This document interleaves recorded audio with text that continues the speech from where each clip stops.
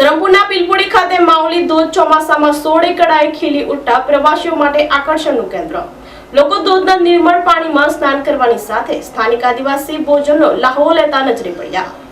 ચોમાસાની ઋતુ જામતા જ અંતરિયાળ વિસ્તાર ધરમપુર અને કપરાડાના જંગલો હરિયાળીથી ખીલી ઉઠ્યા છે। અહીં પહાડોની વચ્ચે અંતરિયાળ વિસ્તારમાં ધરમપુરના બિલપુડી ગામ ખાતે આવેલો માવલી ધોધ હાલ 16 એકડાએ વહી રહ્યો છે, જે પ્રવાસીઓ માટે આકર્ષણનું મુખ્ય કેન્દ્ર બન્યો છે। શહેરોની ભાગદોડથી દૂર પ્રકૃતિની શાંતિ વચ્ચે સમય વિતાવવા માટે રોજે રોજ હજારો પ્રવાસીઓ અહીં પહોંચી રહ્યા છે।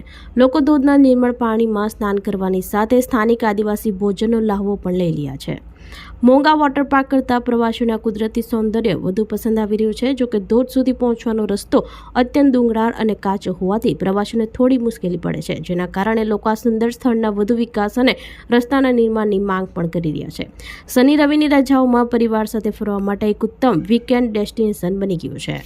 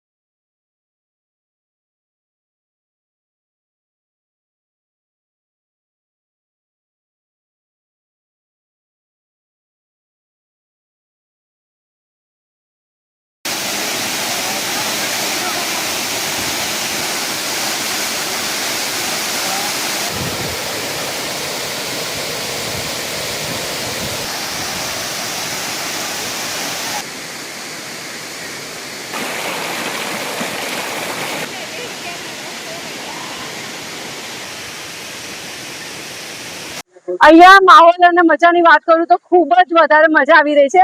પણ અહીંયા પહોંચવા પહેલા જે અમે સફરની મજા લીધી છે, અહીંયાના રોડ, અહીંયાના ગ્રામ્ય વિસ્તાર, અહીંયાનું ખાવાનું, પ્લસ અહીંયા સુધી આવવામાં અમે બહુ સ્ટ્રગલ કર્યું છે, પણ ફાઇનલી અહીંયા આવીને અમને ખૂબ જ સુકૂન મળ્યું છે। લોકો એમ જોવા જઈએ તો વરસાદની સિઝનમાં મોટા ભાગે પુણે, મહારાષ્ટ્ર, મુંબઈ સાઈડ જતા હોય ધોધ જોવા માટે સ્પેશિયલી, પણ જો તમારી પાસે શોર્ટ ટાઈમ હોય ને તો એકવાર સુરત નજીક આવીને અહીંયા ધરમપુર ગામમાં વિઝિટ કરજો। એની અંદર જ તમને આ ધોધ જોવા મળી જશે, ત્યાં તમને ખૂબ જ મજા આવશે અને હું મારા ફેમિલી લોકો સાથે આવી છું, મને ખૂબ મજા આવી રહી છે। એકચ્યુઅલી સાપુતારા ને બીજી અમે જીયા કરે છે, પણ પછી ચોમાસું આવે ને તો આપણા જે ડાંગ જિલ્લામાં જે આપણે બધા ધોધ ને બધું આવે છે ને એ થોડું સાંભળ્યું હતું। તો આજે અમે આ માવડી ધોધ માટે સાંભળ્યું કે ધરમપુરની બાજુમાં જ છે। ધરમપુર આપણા માવડી બીલીમુડીમાં આવેલું છે, પણ અહીંયા આવીને પછી એમ લાગ્યું કે અમેઝિંગ છે, અમેઝિંગ। આપણું નેચર એક એવી વસ્તુ છે જેને આપણે સાચવી રાખવી જોઈએ।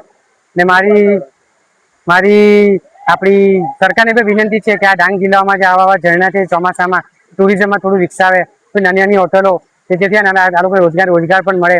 ભલે સાપુતારા ગિરા તો થોડું તમે કહ્યું છે, પણ આના માટે પણ ધ્યાન આપો એ મારી વિનંતી છે, કે આવું સૌંદર્ય તમને ક્યાંય મળશે નહીં, ને આની સાચવવાની જવાબદારી આપણી છે। આપણી સંકલ્પ ન્યૂઝ ચેનલને સબસ્ક્રાઇબ અને લાઇક કરો, બેલ આઇકન દબાવો, જેથી આવનાર ન્યૂઝ અપડેટ્સની નોટિફિકેશન આપના મોબાઈલ પર સૌથી પહેલા પહોંચે। Like, subscribe and share the video.